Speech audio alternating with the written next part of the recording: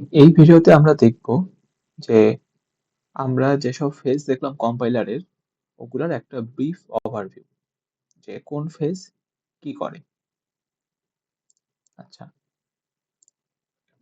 তো সবার আগে আমাদের সোর্স কোডটা আসে। এখানে সোর্স কোডকে ক্যারেক্টার স্ট্রিম দিয়ে বোঝানো হয়েছে, কারণ হচ্ছে সোর্স কোডে বেসিক্যালি আমাদের কি থাকে, অনেকগুলো ক্যারেক্টার থাকে। আমরা যাই কিছু লিখি, ইন্টিজার মেইন সবকিছু কি বেসিক্যালি একটা ক্যারেক্টার।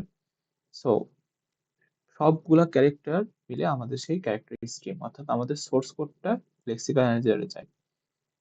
আচ্ছা, লেক্সিক্যাল অ্যানালাইজার থেকে আউটপুট কি বের হয়? টোকেনের স্ট্রিম। টোকেনের স্ট্রিম জিনিসটা কি, এখন আমরা এই ভিডিওতে আমরা ব্রিফলি দেখব, এবং নেক্সট ভিডিওতে যখন আমরা লেক্সিক্যাল অ্যানালাইজার শুরু করব আমরা তখন ইন ডিটেইলস দেখবো যে টোকেন জিনিসটা কি, কিভাবে তৈরি হয়। ঠিক আছে? তাহলে এখান থেকে যেটা গুরুত্বপূর্ণ যে আমার সোর্স কোডটা শুরুতে লেক্সিক্যাল অ্যানালাইজারে যায়, এবং লেক্সিক্যাল অ্যানালাইজার আউটপুট আকারে টোকেন স্ট্রিম জেনারেট করে। আচ্ছা, টোকেন স্ট্রিম গুলা যেটা লেক্সিক্যাল অ্যানালাইজার আউটপুট হইলো সেটা আবার সিনট্যাক্স অ্যানালাইজারে ইনপুট আকারে যায়, এবং সিনট্যাক্স অ্যানালাইজার কি আউটপুট দেয়? একটা সিনট্যাক্স ট্রি আউটপুট দেয়। ঠিক আছে? এবং সিনট্যাক্স অ্যানালাইজারের কাজ হইলো আমি যে কোডটা লিখছি সেটা সিনট্যাকটিক্যালি কারেক্ট কিনা। অর্থাৎ আমরা যখন শুরুতে যখন প্রোগ্রামিং ল্যাঙ্গুয়েজ শিখছি, ধরে নেন সি এর কথা বা সি প্লাস প্লাস এর কথা, আমরা অনেক সময় কিন্তু সেমিকোলন দিতে ভুলে যাই। এই যে সেমিকোলন দিলাম না, এইটা কোথায় সমস্যা করবে? সিনট্যাক্স এনালাইজার এ সমস্যা করবে। কারণ কি? সিনট্যাক্স এনালাইজার এর কাছে রুল আছে যে আমরা যখন একটা স্টেটমেন্ট লিখবো, সেটা লাস্টে সেমিকোলন দিয়ে শেষ করতে হবে। যখন এই রুলে ম্যাচ করল না, তখন যেটা হবে, আমার সিনট্যাক্স এনালাইজার সেখানে একটা এরর রেইজ করবে। তার মানে যেটা হয় বেসিক্যালি এই টোকেন স্ট্রিমটা থেকে আমার সিনট্যাক্স ট্রি তৈরি হয়, এবং আমার করসপন্ডিংলি আমার এই চেকিং গুলো হয়ে যায় যে আমি ঠিকঠাক মতো আমার গ্রামার ঠিক করছি কিনা, বা আমার রুল গুলা আমি মানছি কিনা। আচ্ছা, এরপরে যেটা হয় এই সিনট্যাক্স ট্রিটা আমার সিম্যান্টিক অ্যানালাইজারের ইনপুট আকারে যায়, এবং সিম্যান্টিক অ্যানালাইজার সে আবার আরেকটা চেক দেয়, সেটা হলো সিম্যান্টিক চেক, যে আমার কোডটা সিম্যান্টিটিক্যালি ঠিক আছে কিনা। আচ্ছা, এখানে আমরা ব্রিফলি দেখবো সিম্যান্টিক অ্যানালাইজার বেসিক্যালি জিনিসটা কি করে। তো আপাতত যে দেখেন যে সিনট্যাক্স ট্রিটা আমার ইনপুট ছিল সিম্যান্টিক অ্যানালাইজারে, এবং সিনট্যাক্স ট্রিটাই আবার আউটপুট আকারে আসে। আচ্ছা, এই সিনট্যাক্স ট্রি থেকে যেটা সিম্যান্টিক অ্যানালাইজার থেকে আউটপুট আসলো সেটা আমার ইন্টারমিডিয়েট কোড জেনারেটর যায়, এবং এই সিনট্যাক্স ট্রি দেখে সে একটা ইন্টারমিডিয়েট রিপ্রেজেন্টেশন তৈরি করে। তাহলে ইন্টারমিডিয়েট কোড জেনারেটরের ইনপুট কিন্তু সিনট্যাক্স ট্রি, আর এটার আউটপুট হলো ইন্টারমিডিয়েট রিপ্রেজেন্টেশন। এই ইন্টারমিডিয়েট রিপ্রেজেন্টেশনটা কার ইন্টারমিডিয়েট রিপ্রেজেন্টেশন? আমার যেটা সোর্স কোড ছিল সেটার ইন্টারমিডিয়েট রিপ্রেজেন্টেশন। আচ্ছা, এবং এইটা ইন্টারমিডিয়েট রিপ্রেজেন্টেশন কিন্তু একটা কোড। ঠিক আছে? এটা একটা কোড, ইন্টারমিডিয়েট কোড। এবং এই কোডটা যদি অপটিমাইজ করা যায় তাহলে আমার এই যে কোড অপটিমাইজারটা আ অপটিমাইজ করে ফেলবে। আচ্ছা, এখানে একটা কথা আছে, মেশিন ইন্ডিপেন্ডেন্ট কোড অপটিমাইজার। কেন মেশিন ইন্ডিপেন্ডেন্ট? কেন মেশিনের উপর ডিপেন্ড করে না? কারণ হচ্ছে যে এই ইন্টারমিডিয়েট রিপ্রেজেন্টেশনটা এটা কিন্তু হিউম্যানেরও না ডিরেক্ট, আবার মেশিনেরও না। তার মানে মেশিন কিন্তু এই ল্যাঙ্গুয়েজটা ডিরেক্ট বুঝতে পারে না। অর্থাৎ আমার মেশিন হিসেবে উইন্ডোজ থাকুক, লিনাক্স থাকুক, ম্যাক থাকুক, যাই থাকুক, কোনটাই ইন্টারমিডিয়েট রিপ্রেজেন্টেশন ডিরেক্টলি বুঝতে পারে না। সেজন্য এখানকার যে অপটিমাইজেশন গুলো হবে সেটা কিন্তু মেশিনের উপর ডিপেন্ড করে হবে না। সেটা জাস্ট ওই কোডটা যেটার উপর লেখা সেই কোডের বেসিসে যদি কোনো অপটিমাইজ করা পসিবল হয় তাহলে সেটা হবে, নাইলে হবে না। ঠিক আছে? আচ্ছা, তাহলে ইন্টারমিডিয়েট কোড রিপ্রেজেন্টেশনটা যেটা হবে এরপর আমার কোড জেনারেটরে যাবে। অর্থাৎ আমার যেটা টার্গেট কোড বা মেশিন কোড, এক্ষেত্রে মেশিন কোড জেনারেটরের ক্ষেত্রে যাবে, এবং কোড জেনারেটর কিন্তু আমার অ্যাকচুয়াল টার্গেট মেশিন কোডটা তৈরি করবে। ঠিক আছে? তাহলে অ্যাকচুয়াল টার্গেট মেশিন বা মেশিন কোডটা কে তৈরি করতেছে? কোড জেনারেটরটা তৈরি করতেছে। এগেইন এই মেশিন কোডে যদি অপটিমাইজেশন সম্ভব হয় তাহলে আমার মেশিন ডিপেন্ডেন্ট অফ কোড অপটিমাইজারটা সেটা অপটিমাইজ করবে। আচ্ছা, এখানে কেন মেশিন ডিপেন্ডেন্ট? কারণ হচ্ছে এই যে টার্গেট মেশিন কোড, এটা কিন্তু মেশিনের উপর ডিপেন্ড করে। সহজ ভাষায় বললে, ধরে নেন যে আমার মেশিনটা হইলো উইন্ডোজ মেশিন, অর্থাৎ উইন্ডোজ অপারেটিং সিস্টেম চলতেছে। আচ্ছা, উইন্ডোজ অপারেটিং সিস্টেমের যেগুলো এক্সিকিউটেবল ফাইল আছে, সেগুলা কিন্তু লিনাক্স অপারেটিং সিস্টেমে চলবে না। তার মানে লিনাক্স অপারেটিং সিস্টেমের এক্সিকিউটেবল ফাইল হিসেবে কিন্তু সেটা চলবে না। কেন চলবে না? কারণ এই যে এক্সিকিউটেবল ফাইলগুলা যেটা উইন্ডোজের জন্য সেটা কেবলমাত্র উইন্ডোজ চেনে। আর অন্য কেউ চেনে না। ঠিক আছে? সেজন্য যেটা হবে যে আমার এই এক্সিকিউটেবল ফাইলটা শুধুমাত্র উইন্ডোজে চালাইতে পারবো, লিনাক্সে চালাইতে পারবো না। আবার সেম কথা লিনাক্সের জন্য। লিনাক্সে আমার যেটা এক্সিকিউটেবল ফাইল আছে, লিনাক্সের যেটা এক্সিকিউটেবল ফাইল আছে সেটা কিন্তু শুধুমাত্র লিনাক্সে চলবে, নট উইন্ডোজে চলবে। কারণ কি? কারণ হলো লিনাক্সের এক্সিকিউটেবল যে মেশিন কোড সেটা কিন্তু আবার উইন্ডোজ চেনে না। ঠিক আছে? তাহলে যখন আমার এই যে টার্গেট মেশিন কোডটা তৈরি হয়ে যাচ্ছে, সেই মেশিন কোডটা কিন্তু ওই মেশিনের জন্য মানে ওই মেশিন চেনে এরকম একটা মেশিন কোড। অন্য মেশিন না কিন্তু। এখন ওই মেশিনের উপর ডিপেন্ড করে ওই মেশিনের আর্কিটেকচার কেমন সেটার উপর ডিপেন্ড করে আমার কিছু অপটিমাইজেশন করা পসিবল হয়। যেমন একটা জিনিস ধরতে পারেন যে আমার x86 একটা আর্কিটেকচার আছে। এইখানে হয়তো কিছু সংখ্যক রেজিস্টার আছে। আবার আমার হয়তো অন্য একটা আর্কিটেকচার। কথার কথা আমার ARM আর্কিটেকচার ধরলাম। এই আর্কিটেকচারে ধরেন যে আবার অন্য মানে কোনো একটা সার্টেন পোরশন এ ডিফারেন্ট সংখ্যক রেজিস্টার আছে। তাহলে এই যে আমার রেজিস্টারের সংখ্যার বেসিসে আমরা কিন্তু কিছু অপটিমাইজ করতে পারি। আবার আবার ইনস্ট্রাকশনের বেসিসেও আবার অনেক আ অপটিমাইজেশন করা পসিবল। যেমন x86 এর কিছু ইনস্ট্রাকশন হয়তো মানে x86 এর অনেক কিছু জিনিস একদম একটা ইনস্ট্রাকশন দিয়ে হয়তো করে ফেলা পসিবল। হইতে পারে। আমি জাস্ট একটা হাইপোথেটিক্যাল সিচুয়েশন বলতেছি। মানে এরকম করা পসিবল। অর্থাৎ মেশিন ডিপেন্ডেন্ট কোড অপটিমাইজার যেটা হবে, আমার ওই মেশিনের জন্য স্পেসিফিক জিনিসগুলা দিয়ে আমার অপটিমাইজটা হবে। ঠিক আছে? অর্থাৎ উইন্ডোজ এর জন্য একভাবে অপটিমাইজ হইতে পারে, লিনাক্স এর জন্য অন্যভাবে অপটিমাইজ হইতেও পারে, নাও হইতে পারে, এরকম। ঠিক আছে? তো এইটা ছিল আমার মেশিন ডিপেন্ডেন্ট কোড অপটিমাইজার এবং ফাইনালি আমাদের টার্গেট মেশিন কোড সেটা তৈরি হবে। আচ্ছা, এখন আমরা একটু দেখি, ব্রিফলি দেখি যে জিনিসগুলো আসলে কি, কি হচ্ছে। তো এখানে আমাদের কোডের একটা জাস্ট সিঙ্গেল লাইন নিছে। ঠিক আছে? আমাদের কোড তো অনেক বড়, আমরা কোড লিখি। সেই বিশাল কোডে মনে করেন যে একটা লাইন ছিল এরকম position equal to initial plus rate into 60 অর্থাৎ এগুলো একটা ভেরিয়েবল।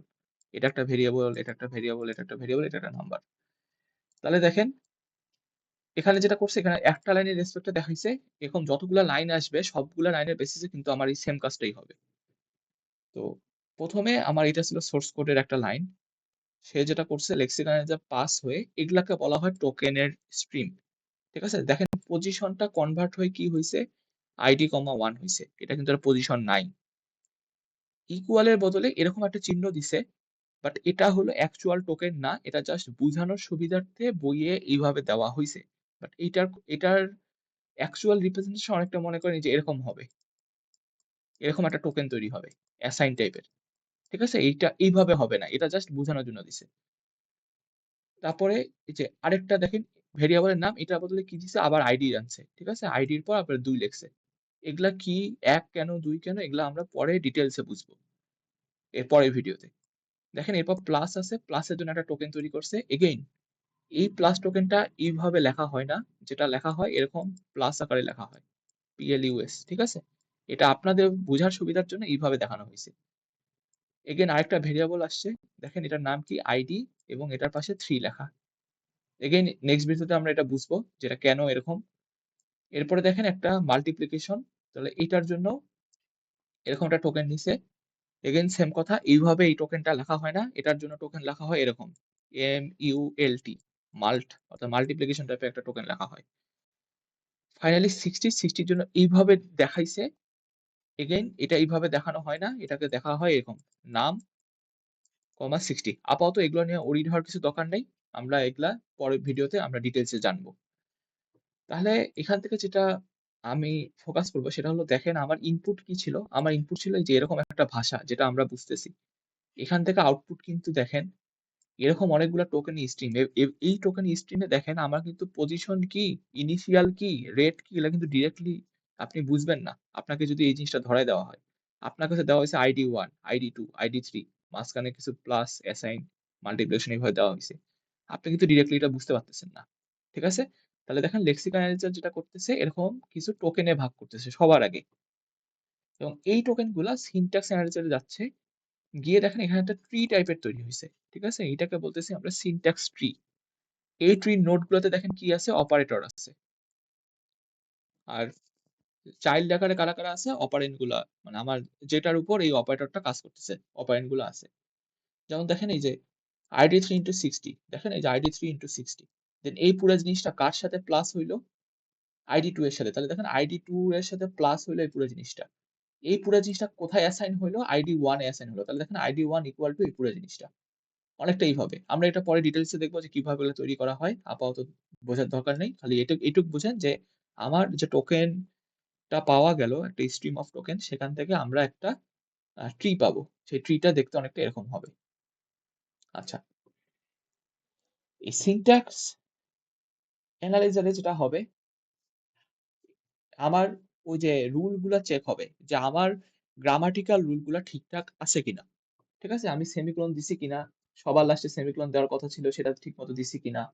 ঠিক আছে? এরকম যত রকম গ্রামার পসিবল একটা প্রোগ্রামিং ল্যাঙ্গুয়েজে সবগুলা গ্রামার এই জায়গায় চেক হবে। আচ্ছা। এরপর যদি ওইটা ঠিকঠাক মতো পাস করে যায়, অর্থাৎ গ্রামার ঠিক আছে, দেন আমার সিমেন্টিক এনালাইজার এ যাবে। এখানেও আরো কিছু আ চেকিং হবে, এক্সট্রা চেকিং হবে। যেমন আমি একটা উদাহরণ দেই। ধরে নেন আমি যেমন কিছু জিনিস আমি একটা ইংলিশে কথা বলি, কিছু সেন্টেন্স আমার গ্রামাটিক্যালি ঠিক হইতে পারে, বাট সেটা অ্যাকচুয়ালি মানে রিয়াল লাইফ এ সেটা মেক সেন্স করে না। যেমন আমি বললাম, "দ্য ক্যাট ইজ ফ্লাইং।" আমি এরকম একটা কথা বললাম। দেখেন এই সেন্টেন্সে আমার কিন্তু কোনো গ্রামাটিক্যাল মিস্টেক নাই। ঠিক আছে? বাট এটা কি অ্যাকচুয়ালি হয়? রিয়াল লাইফ এ হয়? হয় না। তাই না? এটা তার মানে এটা গ্রামাটিক্যালি ঠিক আছে, বাট এটা কিন্তু রিয়াল লাইফ এ এই জিনিসটা অকার করে না।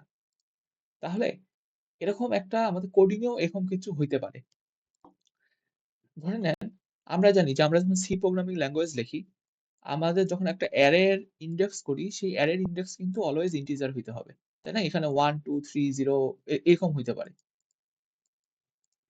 তো এইটা একটা ভ্যালিড জিনিস, বাট এইটা কিন্তু ভ্যালিড না। অ্যারের ইনডেক্সটা এটা কিন্তু আমি এখন 1.5 বা 1.3 এরকম কিন্তু দিতে পারব না। সি তে দিতে পারব না আরকি। C, C plus plus, Java এগুলাতে আমি দিতে পারব না। আচ্ছা। তো এখন এগুলাতে যেটা হবে যে দেখেন আমার সিনট্যাক্স এনালাইজার এ এরকম একটা রুল থাকবে যে আমার শুরুতে একটা নাম থাকবে। একটা অ্যারে আমার একটা নাম থাকবে। তো আমি নামটাকে আপাতত আইডি আকারে বললাম। ঠিক আছে? দেখেন এখানে দেখেন আমি ভেরিয়েবলের নামকে আইডি আকারে লিখছি। তো ধরে নেন যে আমি ওইটাই আইডি আকারে লিখলাম। আচ্ছা, এরপর যেটা হবে আমার একটা থার্ড ব্র্যাকেট থাকতে হবে। এটা কি লিখতেছি? সিনট্যাক্স এনালাইজার এর রুল লিখতেছি। তাহলে আমার ১ম এ একটা আইডি থাকবে যেটা নাম। তারপর একটা থার্ড ব্র্যাকেট শুরু হবে। এরপর আমার একটা নাম্বার থাকবে, তাই না? এই যে এখানে একটা নাম্বার লিখছি, তাহলে একটা নাম্বার থাকবে এবং থার্ড ব্র্যাকেটটা শেষ করতে হবে। দেন আমাকে একটা অ্যাসাইনমেন্ট চিহ্ন দিতে হবে। এরপর আমাকে আরেকটা নাম্বার দিতে হবে। এরপর আমাকে সেমিকোলন দিতে হবে। সিনট্যাক্স এনালাইজারে কাইন্ড অফ এরকম একটা রুল থাকবে। ঠিক আছে? আমি আপাতত খুবই সিম্পল ভাষায় লিখছি। এতও সিম্পল থাকে না। বাট কাইন্ড অফ বুঝার জন্য এইভাবে লিখলাম।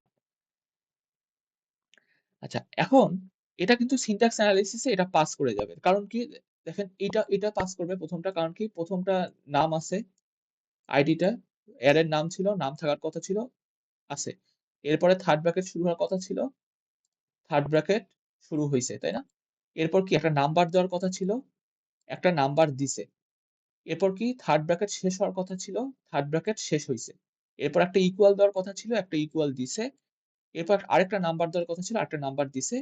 ফাইনালি একটা সেমিকোলন দেওয়ার কথা ছিল, আরেকটা সেমিকোলন দিছে। তাহলে ১ম টা আমার সিনট্যাক্স এনালাইসিস পাস হবে। পরেরটার ক্ষেত্রে দেখি পরেরটা কি হচ্ছে। শুরুতে একটা নাম দেওয়ার কথা ছিল, ওই অ্যারেটার নাম, ওই অ্যারের নাম দিছে A+R। তারপর আবার থার্ড ব্র্যাকেট শুরু হওয়ার কথা ছিল, থার্ড ব্র্যাকেট শুরু হইছে। এরপর দেখেন একটা নাম্বার দেওয়ার কথা ছিল, নাম্বার কিন্তু দিছে। কি নাম্বার দিছে এটা কিন্তু সে কোয়েশ্চেন তুলতেছে না। ঠিক আছে? নাম্বার দেওয়ার কথা ছিল সিনট্যাক্স এনালাইসিস এ, গ্রামারে সে নাম্বার দিছে। আচ্ছা, এরপরে আমার থার্ড ব্র্যাকেটটা শেষ হইছে। ঠিক আছে? তাহলে এও থার্ড ব্র্যাকেটটা শেষ করছে। ইকুয়াল কথা ছিল, ইকুয়াল দিছে। এরপর আরেকটা নাম্বার দেওয়ার কথা ছিল, আরেকটা নাম্বার দিছে। ফাইনালি একটা সেমিকোলন দেওয়ার কথা ছিল, আরেকটা সেমিকোলন দিছে। তাহলে দেখেন এই ২ টা জিনিসই কিন্তু আমার সিনট্যাক্স এনালাইজার এর গ্রামার পার করে আসছে। ঠিক আছে? সিনট্যাক্স এনালাইজার এ এরকম গ্রামার দেওয়া ছিল বা রুল দেওয়া ছিল সেটা পার করে আসছে। বাট এই যে ২ নাম্বারটা এটা কি সিমেন্টিক্যালি কারেক্ট? মানে সি আর সি প্লাস প্লাস বা জাভা এগুলো কি সাপোর্ট করে? করে না। তাহলে যেটা হবে সিমেন্টিক এনালাইজার এ যখন আসবে তখন এই জিনিসগুলো সে চেক করবে যে এইখানে যে নাম্বারটা, এই নাম্বারটা আমার অলওয়েজ ইন্টিজার হওয়ার কথা। সে তখন চেক করবে যে আমাকে যে নাম্বারটা ইনপুট দিছিল সেটা কি ইন্টিজার কিনা। দেখেন এখানে আমার সিমেন্টিক এনালাইজার যেটা করবে এই নাম্বারটাকে সে এক্সপেক্ট করবে একটা ইন্টিজার বাট ও দিছে ফ্লোট বা ডাবল বা ফ্লোটিং পয়েন্ট নাম্বার, তাই না? তাহলে তখন হলে সিমেন্টিক এনালাইজার একটা ইস্যু তুলবে। যে না তাহলে তোমার কোডটা সিমেন্টিক্যালি ঠিক নাই। ঠিক আছে? তখন যেটা করবে এ ইস্যু তুলবে এবং এখানেই আমার কোডটা থেমে যাবে এবং একটা এরর কোড দিবে যে আমার তোমার এই কোডটা ঠিক নাই। বা এখানে expected integer number you gave a floating number এরকম কিছু একটা সে একটা এরর দিবে। আশা করি সিম্যান্টিক এরর মোটামুটি বুঝা গেছে। আমরা এগেইন পরবর্তীতে ডিটেইলস আলোচনা করব। তো আমাদের বইয়ের যে ডায়াগ্রামটা, এই বইয়ের ডায়াগ্রামটা আমি এখন একটু এক্সপ্লেইন করি যে এখানে অ্যাকচুয়ালি কি হইছে। আচ্ছা, এই বইয়ের মানে যেটা ধরে নিছে যে আমার একটা ইন্টিজারের সাথে আরেকটা ফ্লোটিং নাম্বার কখনো গুণ হইতে পারবে না। ঠিক আছে? এটা ধরে নিছে জাস্ট ফর এক্সাম্পল আর কিছু না। তো ও যেটা করছে দেখেন, এখানকার সিমেন্টিক অ্যানালাইজার যেটা করছে ও দেখতেছে যে এই নাম্বারটা ইন্টিজার, ও যেটা করছে আরেকটা ফাংশন নিছে ইন্টিজার টু ফ্লোট করে এটাকে ফ্লোটিং বানায় ফেলছে। ঠিক আছে? দেন যেটা করছে এই রেটটাও হলো ফ্লোট যে কত পার্সেন্ট, দেন ওই ফ্লোটের সাথে এই ফ্লোট গুণ দিছে। ঠিক আছে? অর্থাৎ এইখানে আমার সিমেন্টিক অ্যানালাইজার যেটা করতেছে ডিরেক্টলি এরর তৈরি না করে ও নিজ থেকেই ঠিক করে ফেলছে। ইন্টিজার থেকে ফ্লোটে কনভার্ট করে ফেলছে, করে হলো আমার সিনট্যাক্স ট্রিটাকে মডিফাই করছে। নতুন একটা জিনিস আনে। ঠিক আছে? বাট সবসময় যে এরকম হবে এরকম কোনো কথা নাই। আমার সিমান্টিক অ্যানালাইজার ওই যে আমি যে কেসটা বললাম সেক্ষেত্রে কিন্তু ইস্যু অ্যারাইজ করবে। কারণ সে কিন্তু এটাকে ঠিক করতে পারবে না। তো বইয়ে জাস্ট এটাই বলা হইছে যে আমার এখানে integer to float semantic analyser এ নতুন করে একটা ইন্ট্রোডিউস করলো, করে আমার সিনট্যাক্স ট্রিটাকে মডিফাই করলো। অর্থাৎ এই জায়গায় এখন 60.0 যাবে। ঠিক আছে? এই ফাংশনটা হওয়ার পর এখানে 60.0 যাবে। আর এখানে ওইটার সাথে গুণ হবে এরপর বাকিটুকু যা আছে তাই। আচ্ছা, এই যে মডিফাইড সিনট্যাক্স ট্রিটা তৈরি হলো, এখন এই সিনট্যাক্স ট্রিটা কারেক্ট। সিমেন্টিক্যালিও কারেক্ট, সিনট্যাক্সেও কারেক্ট। এরপর তাহলে আমার কোডে কোনো ইস্যু নাই। তাহলে যেটা হবে ইন্টারমিডিয়েট কোড তৈরি হবে। এই ইন্টারমিডিয়েট কোডটা এখন বোঝার দরকার নাই। জাস্ট এটুকুই বলি এটা একটা 3 অ্যাড্রেস কোড। 3 অ্যাড্রেস কোড মানে হলো আমার অপারেন্ড মেক্সিমাম ৩ টা। দেখেন এখানে ইকুয়াল এর পাশে ২ টা অপারেন্ড, বাম পাশে আবার একটা অপারেন্ড। ঠিক আছে? এবং এই কোডটা আমার মেশিনেরও কোড না, আবার ডিরেক্ট হিউম্যানেরও কোড না। ঠিক আছে? জাস্ট একটা ইন্টারমিডিয়েট কোড। মাঝামাঝি একটা কোড। দেন এই কোডটা যদি অপটিমাইজ করা পসিবল হয় তাহলে অপটিমাইজ করছি। দেখেন এখানে ৪ টা লাইনে যে কাজ করছে এখানে ২ টা লাইনে একই কাজ করছে। একই কাজ করা করা মানে করা হইছে আরকি। তাহলে এটা একটা অপটিমাইজড কোড। ২ টা লাইনে করা হচ্ছে। এবং এই অপটিমাইজড কোডটা ফাইনালি আমার কোড জেনারেটরে যাবে। অর্থাৎ কোড জেনারেটরে গিয়ে আমার কি হবে একটা মেশিন কোড তৈরি হবে। যে মেশিন কোডটা এখানে দেখানো হইছে। যদিও এইখানে যে কোডটা দেখা হইছে এটা কিন্তু ডিরেক্ট কোনো মেশিন কোড না। ঠিক আছে? বাট আপাতত ধরে নিচ্ছি যে আমার যে টার্গেট প্রোগ্রামটা ছিল সেটা হয়তো এইটাতেই দিতে বলছিল। তাহলে এটাই সে করেসপন্ডিং টার্গেট কোডটা সে তৈরি করছে। ঠিক আছে? এটা জাস্ট একটা ডেমো পারপাস এ এই জিনিসটা দেখানো হইছে বইয়ে। তো এগেইন আমি বলি এইটা কিন্তু অ্যাকচুয়াল মেশিন কোড না। এটা কিন্তু আমার কোনো আর্কিটেকচারের যে ইনস্ট্রাকশন গুলা সেটার সাথে কিন্তু এই জিনিসটা পড়ে না। এটা জাস্ট একটা সিম্পলি একটা ডেমোর জন্য এই জিনিসটা দেখানো হইছে। আশা করি আমার ফেজ গুলা কোন ফেজের কাজ কি ব্রিফলি এই জিনিসটা বুঝা গেছে। আচ্ছা, আরেকটা জিনিস হলো আমার এই যে এই ফেজ গুলার সাথে আরেকটা ডেটা স্ট্রাকচারের কানেকশন হয় বা কমিউনিকেট হয় সেটার নাম হচ্ছে সিম্বল টেবিল। ঠিক আছে? আমরা নেক্সট ভিডিওতে এই সিম্বল টেবিলে কিভাবে কমিউনিকেট হয় আমরা একটু ডিটেইলস এ দেখব। তো আপাতত এইটুকু জানলেই হবে যে এই যে আমরা অনেকগুলা যে কাজ করতেছি আমাদের আরেকটা ডেটা স্ট্রাকচারের হেল্প নিতে হয় যেটা হলো সিম্বল টেবিল। এইখানে অনেক সময় রিড করা লাগতে পারে বা রাইট করা লাগতে পারে বিভিন্ন ডেটা এবং সেই রিড রাইট এর বেসিস এ আমরা অনেক কিছু ইনফরমেশন রিট্রিভ করতে পারি। ঠিক আছে? তাহলে আমার এই ফেজ গুলা তো আছেই। সাথে আরো একটা জিনিসের দরকার হয় সেটা হলো সিম্বল টেবিল। আপাতত এইটুকু জানলেই আমার জন্য এনাফ। তো নেক্সট ভিডিওতে আমরা লেক্সিক্যাল অ্যানালাইজার অর্থাৎ ১ম ফেজটা নিয়ে শুরু করব।